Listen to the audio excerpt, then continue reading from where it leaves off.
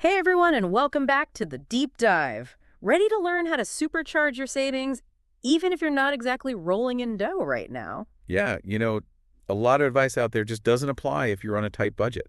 Right. So we dug up this fascinating guide written in Spanish called How to Save If You Earn Little Money. I actually got a sneak peek, and it's really different from the usual stuff. It's not about, like pinching pennies till they scream. It's more about building a solid financial foundation. Yeah, like building a house that can withstand anything. The source even uses that analogy. They say most people try to build the roof, like big savings goals before they even have a foundation. Right, and that's where this concept of paying yourself first comes in. We've all heard it, but the source takes it to a whole new level. Oh, okay, I'm listening. What do they say? They actually say that traditional budgeting, like paying bills and then saving whatever's left, is completely backwards. Whoa, hold on. You're saying we should be saving before paying bills? Well, not exactly. It's more about treating savings like a non-negotiable expense. Like it's the very first bill you pay each month. I see.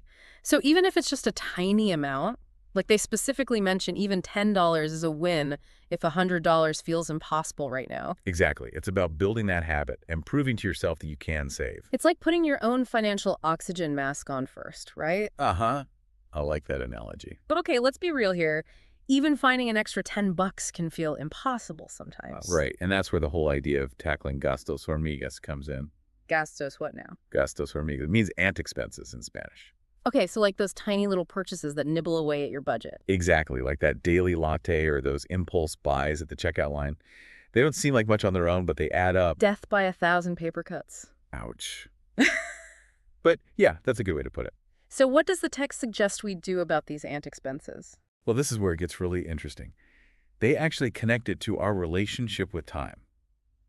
Like how much time we waste can actually lead to more impulse spending. Really? Yeah. I've never thought of it like that. They have this great quote in the text. Hold on, let me find it. Here it is. When your mind is occupied by empty distractions, it becomes fertile ground for unnecessary desires. Whoa, that's deep. Right. So they're saying that if we're always glued to our phones or binge watching shows, we're less likely to spend time on things that could actually improve our finances. Like learning a new skill or building a side hustle. Exactly. Or even just spending quality time with loved ones, which can reduce stress and make us less likely to impulse buy. So they're connecting time management, spending habits, and income growth all together? Yep. They're saying it's all interconnected. Okay, my mind is officially blown. The text argues that by reclaiming wasted time, you're unlocking hidden potential, not just for saving, but also for earning more. So it's not just about cutting back, it's about using your time more intentionally to build a stronger financial foundation. Now you're getting it. This is way more than just another budgeting lecture. It's like a whole new philosophy of life. It's about taking control of your time, your energy, your choices to build a life you truly love. I love that. And speaking of choices, the text also digs into some specific habits that can either help or hinder that process. Well, absolutely. There's some really fascinating insights there. Shall we dive into those? Let's do it. All right, so we're talking habits. And I know this text doesn't hold back when it comes to calling out the ones that can totally sabotage your finances. Yeah, they go beyond just like the obvious ones, like, smoking or Yeah. overspending. Right, so what kind of surprising habits do they highlight? Well, one that really stood out to me was what they call passive entertainment. Passive entertainment. So like what? Well, just vegging out in front of the TV? Exactly. Binge watching shows, scrolling endlessly on social media, stuff like that. Okay. But how does that actually impact your finances? I mean, it's not like you're spending money to watch Netflix. Yeah. Well, not directly. But the text argues that it keeps you stuck in this cycle of instant gratification. You're constantly seeking that quick hit of dopamine. Okay. And that can distract you from doing things that could actually improve your financial well-being. Ah, I see. Like it's a time suck. Yeah, exactly. It's time that you could be using to learn a new skill, build a side hustle, even just spend time with loved ones, which can reduce stress and make you less likely to impulse buy.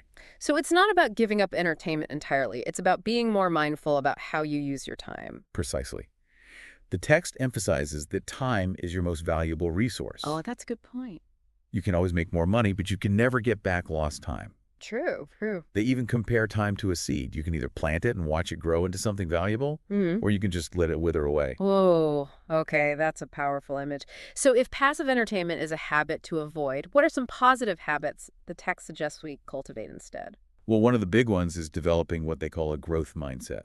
Growth mindset. Okay, what does that mean exactly? Basically, it means constantly seeking opportunities to learn and grow, even if it's just a little bit every day. So like what? Taking online courses, reading Right. books. Yeah, or even just brainstorming ideas for a side hustle. Anything that expands your skills and knowledge. I like that. So instead of just zoning out in front of the TV, spend that time investing in yourself. Exactly. And the text argues that even small investments of time can pay off exponentially in the long run. It's like they're saying that learning is the key to unlocking your full potential. Right. And that potential includes your earning potential. So by learning new things, you're essentially increasing your value in the marketplace. Exactly. You're making yourself more marketable, more adaptable, more resilient to change. Okay, I'm definitely on board with that. So what other positive habits do they recommend? This one might surprise you. It's gratitude. Gratitude. How does being grateful help you save money?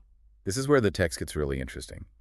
They argue that when you focus on what you're grateful for, you become less susceptible to all those marketing messages telling you need more stuff. Hmm, interesting. So instead of feeling deprived or constantly wanting more, you appreciate what you already have. Exactly. And that contentment translates into less impulse spending, less need to keep up with the Joneses, ultimately more financial freedom. So it's like a mental shift. It's about reframing your perspective to focus on abundance instead of scarcity. Precisely.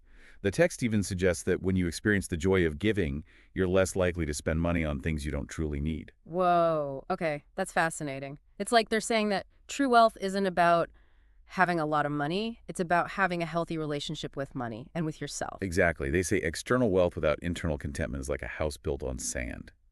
It might look impressive on the outside, but it's ultimately unstable. So how do we build this internal contentment? Does the text give any specific advice? Well, one of the key suggestions is to practice mindfulness, not just with your spending, but with all aspects of your life. So like what? Meditating? That's one way. But it's more about just paying attention to the present moment, really savoring your experiences instead of constantly rushing to the next thing. So like instead of mindlessly scrolling through social media, take the time to enjoy a delicious meal, have a meaningful conversation with a friend, really appreciate the beauty of nature. Exactly.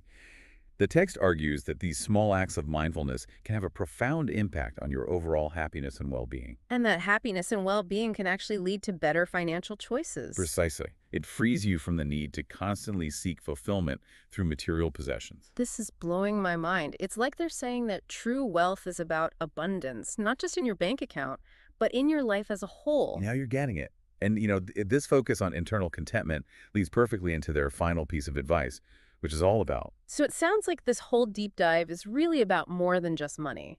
It's about finding a sense of peace and contentment in your life. You got it. And you know what? The text actually suggests one really surprising way to achieve that. Okay, I'm intrigued. Lay it on me. They say that giving back can actually enhance your financial well-being. Wait, hold on.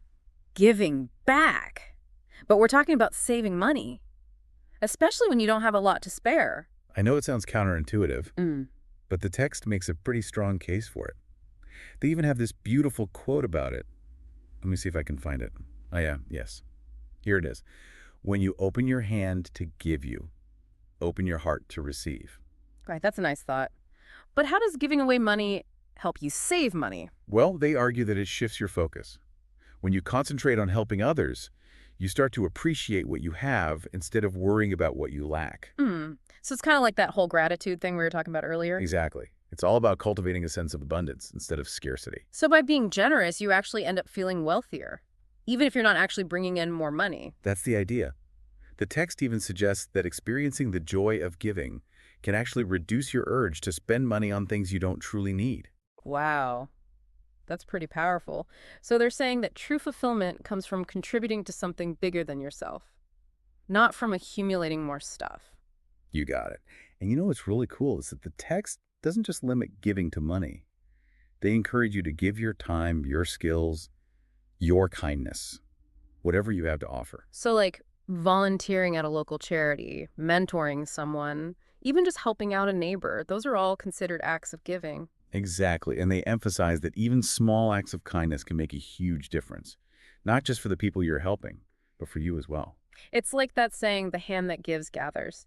This whole conversation has been so eye-opening. I have to say, I came in expecting a basic budgeting lesson. Oh, Instead, we've gone on this amazing journey, exploring the psychology of money, the power of habits, even the role of generosity in building a secure financial future. yeah, it's been quite a deep dive. And I think the biggest takeaway for me is that saving money isn't just about numbers. It's about creating a life of abundance and meaning. Couldn't have said it better myself. It's about recognizing the wealth that already exists in your life and using it to make a positive impact on the world. Well said.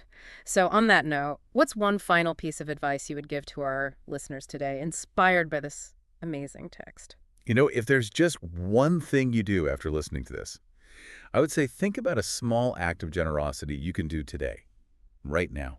It doesn't have to be anything big or expensive, just something that brings a little more kindness into the world. Trust me, you'll feel richer for it. I love that advice. And on that note, we want to thank you all for joining us on this incredibly insightful deep dive. We hope you've learned some valuable lessons and feel inspired to create a more abundant and fulfilling financial life for yourselves. Thanks for listening, everyone. Keep learning, keep growing, and most importantly, keep giving back. We'll see you next time on The Deep Dive.